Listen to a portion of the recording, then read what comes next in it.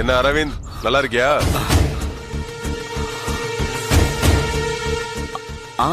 இருக்கேன் சார். நீங்க? I am Akbar, inspector of police. சொல்லுங்க சார். கொலைய பண்ணிட்டு மொட்டை மாடியில சவகாசமா எக்ஸசைஸ் பண்ற தில்லு உனக்கு தான் இருக்கு. கொலையா? ஆமா. நீ எங்க வேலை பாக்குற?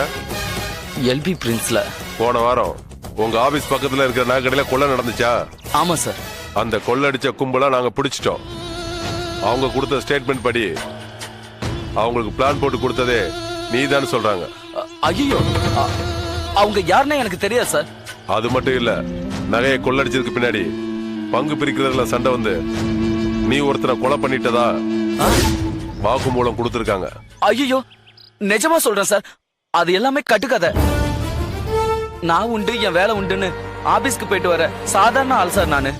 என்ன போய் நீங்க கொலை கிளைன்னு எதுலயே சம்பந்தப்படுத்துறீங்களே சார். இங்க பாருங்க இன்ஸ்பெக்டர் சார், உங்களுக்கு யாரோ தப்பான தகவல் கொடுத்திருக்காங்க. யாரும் தப்பான தகவல் எல்லாம் கொடுக்கல. இந்த மாசம் 17ஆம் தேதி ராத்திரி 12 மணிக்கு நீ அவங்களோட தண்ணி அடிச்சுக்கிட்டு சண்டை போட்டியா இல்லையா? அத மட்டும் சொல்லு. இன்ஸ்பெக்டர் சார், ஆக்சுவலா எனக்கு தண்ணி அடிக்கிற பழக்கமே இல்ல சார். அப்புறம் உங்களை யார் போய் சொல்றா? தெரியல சார். ஆனா நான் மட்டும் உங்ககிட்ட உண்மையா தான் சொல்லிக்கிட்டு இருக்கேன். 2 நாளா கான்ஸ்டபிள் வீட்டுக்கு வந்து உன்னை ஸ்டேஷனுக்கு கூட்டு வரலான்னு பார்த்தா வீடு பூட்டியா இருக்கு. ஆமா சார், கீழ் வீட்டுல சொன்னாங்க.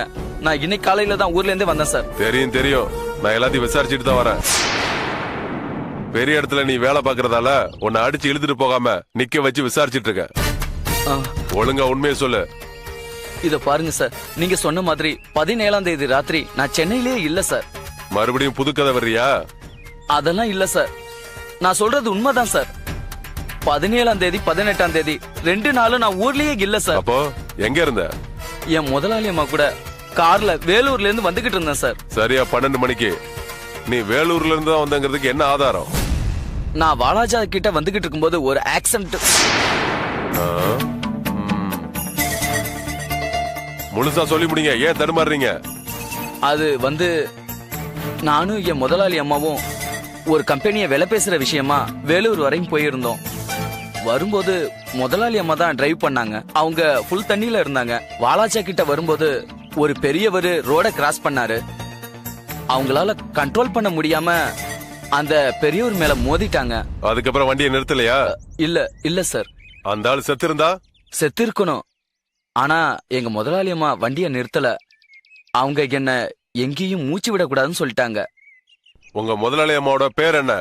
அது வந்து சொன்னா உங்க மேல கேஸ் வராம நான் பாத்துக்கிறேன். தமிழரசி. சபாஷ்.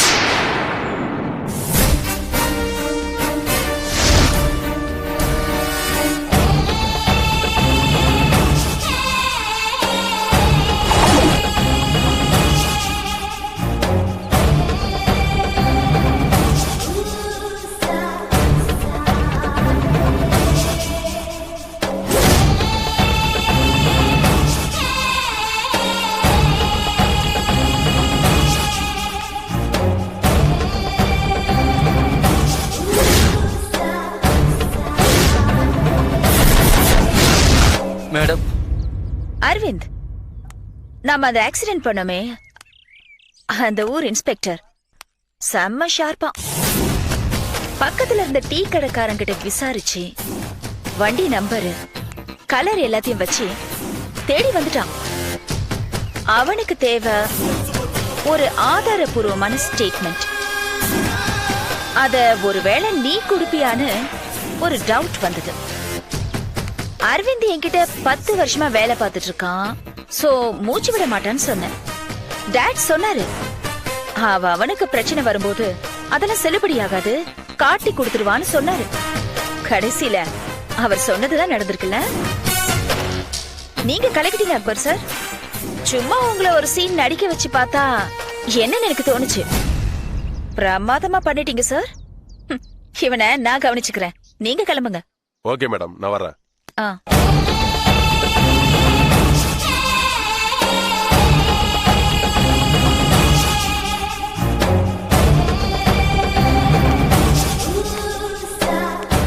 டாட், நீங்க சொன்ன மாதிரியே இவன் வளரிட்டான். என்ன பண்ணட்டும் இவனை? ஓகே, வீட்ல கேஸ் சிலிண்டர் இருக்கா அரவிந்த்? இருக்கு மேடம். இருக்கா டாட்? அப்போ சிலிண்டரை வெடிக்க வைக்க ஆள அனுப்பிச்சிடுங்க. Okay dot.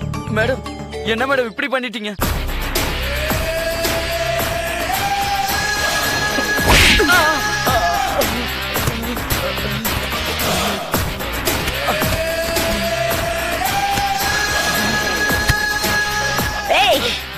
நம்பிக்கை துரோகி, உன்ன மாதிரி ஆணுங்களெல்லாம் உயிரோடவே விட்டு வைக்க கூடாதுடா.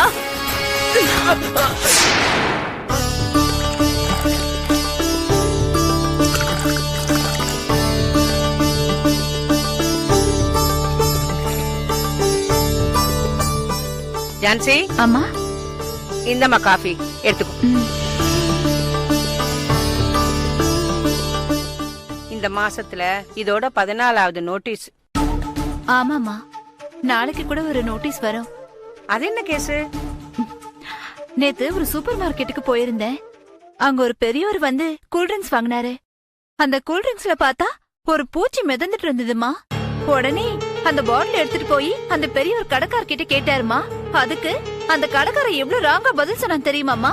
அப்ப எனக்கு வந்த கோவத்துக்கு அப்படியே அந்த ஆள் கிட்ட போய் சண்டை போட்டுட்டேமா. நான் சண்டை போட்டதுக்கு உன்னால முடிஞ்சத பாத்துக்கோன்னு சொன்னா, நான் உடனே அந்த பெரியவர்கிட்ட கேஸ் போடுங்கன்னு சொல்லிட்டேன். அநேகமா அந்த கேஸோட பேப்பர்ஸ் தான் நாளைக்கு வரும்னு நினைக்கிறேன்.